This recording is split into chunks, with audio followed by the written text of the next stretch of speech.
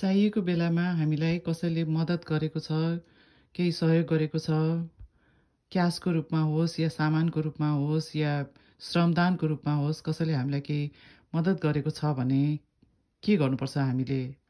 हामीलाई चाहिएको बेलामा हामीले मद्दत लिन्छौँ, फेरि पछि गएर हामीले त्यो आफ्नो परिस्थिति राम्रो भइसकेपछि हामीले फिर्ता गरिदिनुपर्छ।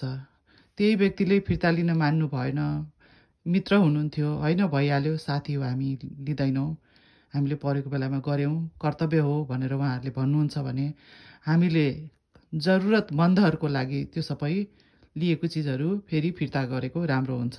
त्यो पनि ब्याजसहित, किनभने सबै कुराहरूमा ब्याज लाग्छ होइन।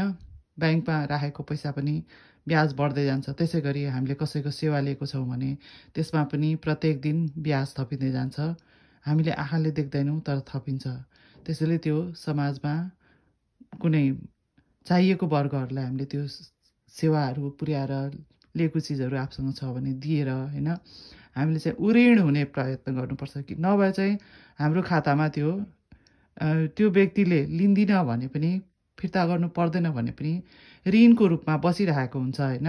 त्यसले हामीसँग राम्रो परिस्थिति भएको बेलामा सबै चिज हामीले चाहिँ फिर्ता गरे पनि त्यो ऋणबाट उऋण त हुन्छौँ, तर हाम्रो अनन्त जन्मदेखिको हाम्रो त्यो ऋणहरू हाम्रो कर्मको खातामा बसिरहेको छ। त्यसैले कसैसँग केही नलिँदा पनि अरूलाई गरिराख्ने, चाहेकोहरूलाई समाजमा कुनै न कुनै किसिमले सेवा पुर्याइराख्ने होइन। त्यसो गर्दाखेरि के हुन्छ त पहिलेको पूर्व जन्मको ऋणहरू पनि बिस्तारै बिस्तारै चुक्ता हुँदै जान्छ र हामीलाई भविष्यमा ठुलो क्षति हुँदैन। जस्तो कि स्वास्थ्य धेरै भयानक कुनै रोग लाग्नबाट घट्छ होइन, कुनै एक्सिडेन्ट हुनबाट घट्छ। त्यसरी हामीले कर्मको नियम बुझेर त्यसअनुसार चल्न थाल्यो भने हामी हल्का हुँदै जान्छौँ। धन्यवाद।